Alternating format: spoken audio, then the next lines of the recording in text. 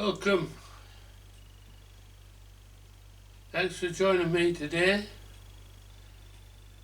Today we're going to be looking at my stills cameras, accessories, lenses and general setup.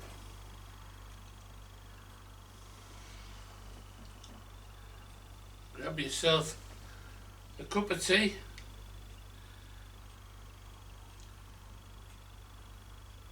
sit back and relax while I talk you through my camera.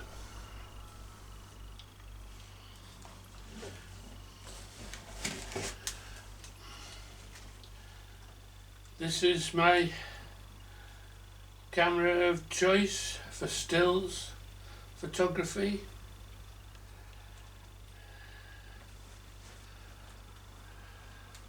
It's the Olympus OM-D-E M10 Mk2.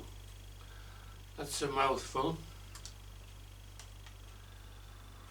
I chose this because it has a couple of features I've seen on other Olympus cameras that I like. Anyway, this is the body, the base unit. It has a flip out screen.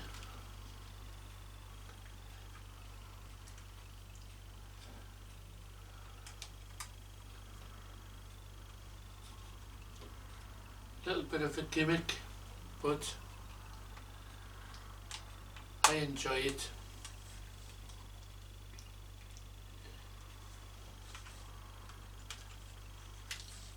And what do I use with this Olympus M10 Mk2?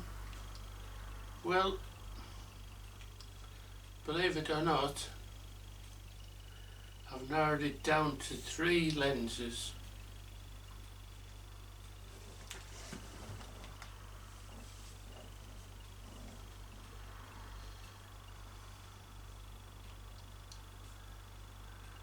A 14-42.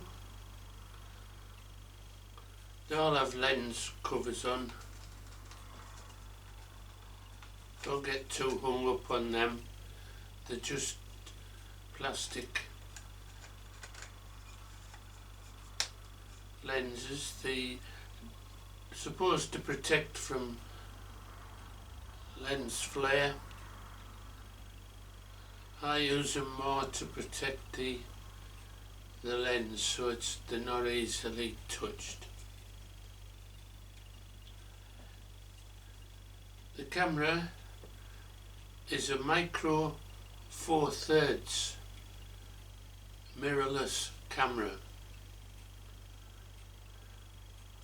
and these lenses have to have a suitable micro 4/3 fitting. You see the contacts that enables the lens to have auto everything. Fantastic. Again, the lens cap just protects those connections. So that's the 14-42mm, suitable for portraits and even landscape. The next lens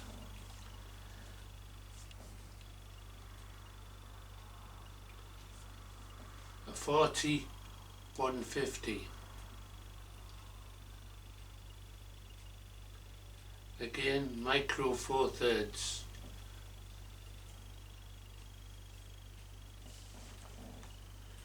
And the third lens that I use for my photography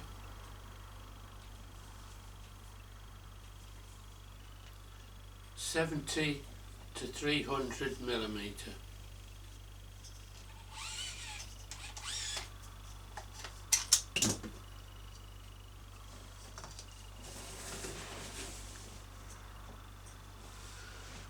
that was the lens cap just ejecting itself, and another lens hood just click into place. Now on the end of this lens you'll see there's an adapter with a very handy tripod mount. It is a fairly weighty lens, so this adapter takes the lens from the older type 4/3 mirrorless cameras to a micro 4/3 mirrorless camera. Once the adapter's attached to the end of the lens, they line up the two red dots, rotate it, hear a click, and we're in action. Switch it on, half touch the shutter button to focus,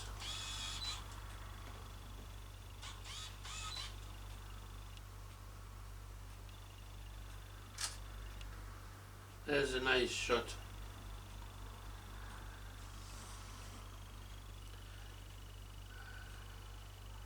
Now this lens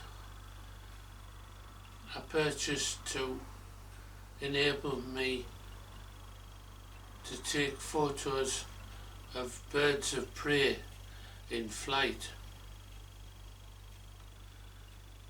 Ideally, a longish lens is going to enable you to reach the birds when they're far off in the sky or in trees. This 70 to 300 is not the longest lens available, but it's a very useful lens, and the Olympus camera has a teleconverter built in, so it multiplies by 2 your focal length. So a 70 to 300 can become a 140 to 600 at the touch of a button, and I've dedicated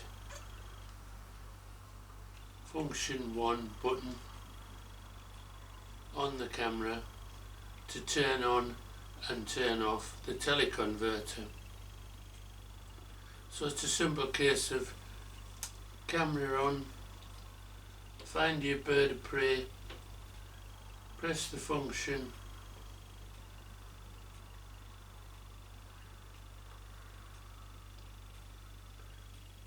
it turns into a 600. If that's suitable, take your photo. If you need to pull back a little because the bird's closer, or you want it to be less fill in the frame, then press your function button again. The menus within the Olympus range of OM-D cameras are fantastic. They enable you to dedicate buttons to functions, as with many other modern day digital cameras. So that's the birds of prey sorted, and any far off shots of castles, landscapes.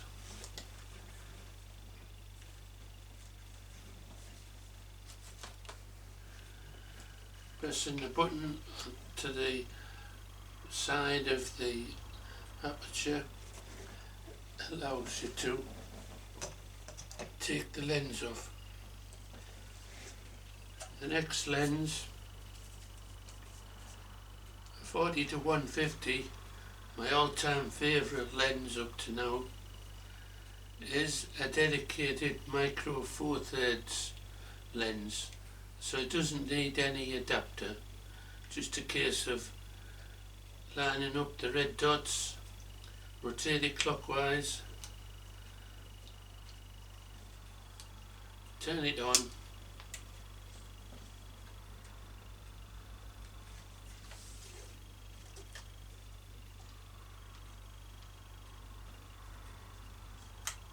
and Bob's your uncle. There's your shot.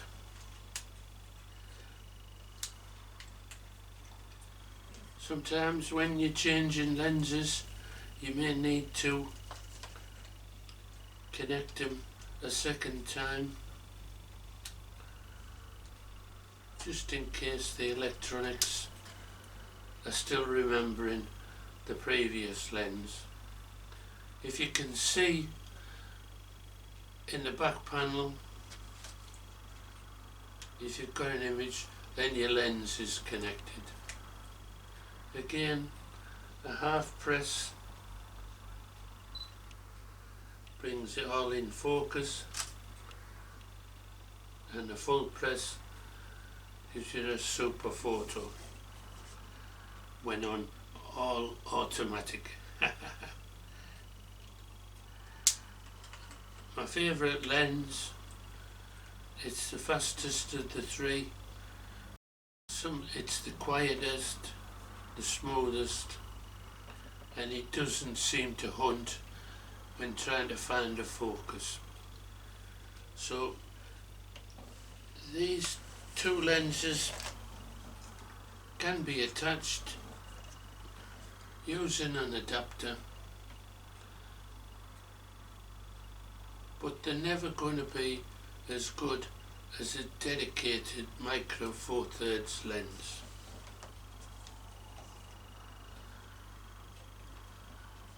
The larger one certainly hunts when it's looking for focus,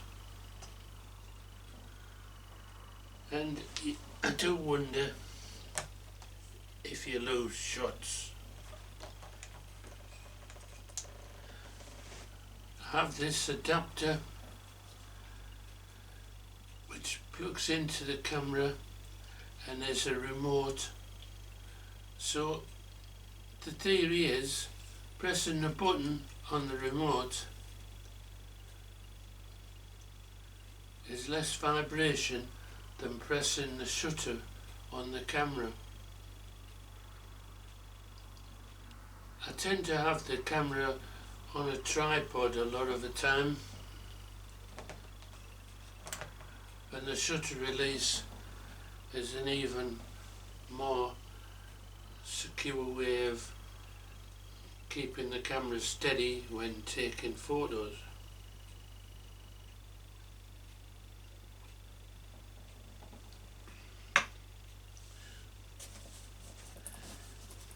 As you saw in the beginning of the video, a lovely camera bag,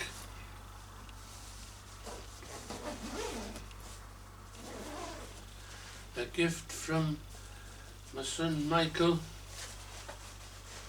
enough compartments for the lenses,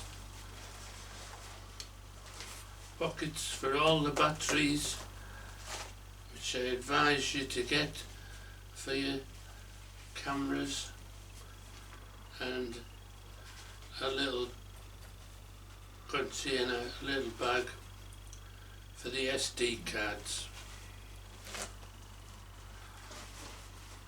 And I even have a monitor for my drone, which is a iPad Mini 4, lens cleaning, filters, which I've yet to use. So you certainly want a decent camera bag, and it has a big zip pocket at the back,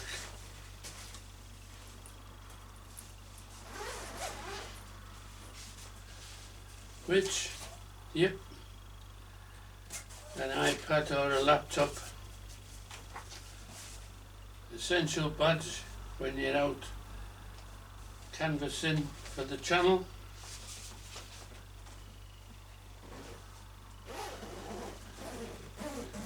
Little tip, if you have one of these bags, it's very tempting to have the back zips together at the top. I had a laptop in this one day and I picked it up by the case. I picked it up by these straps. These zippers were together at the top. The weight of the laptop and the weight of all the camera stuff in the bag caused these to both zip down and try to fall open like that, putting my laptop at risk. So my little tip is, don't have them 50-50, have them both so they end up at one side or the other, and that way any weight in here doesn't encourage them to pop open.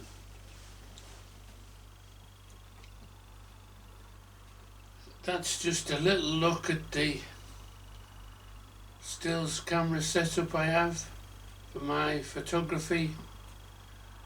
I'm just dabbling with it as a video camera.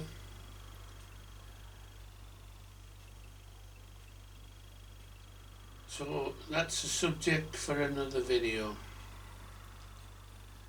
Thanks for joining me. See you again soon.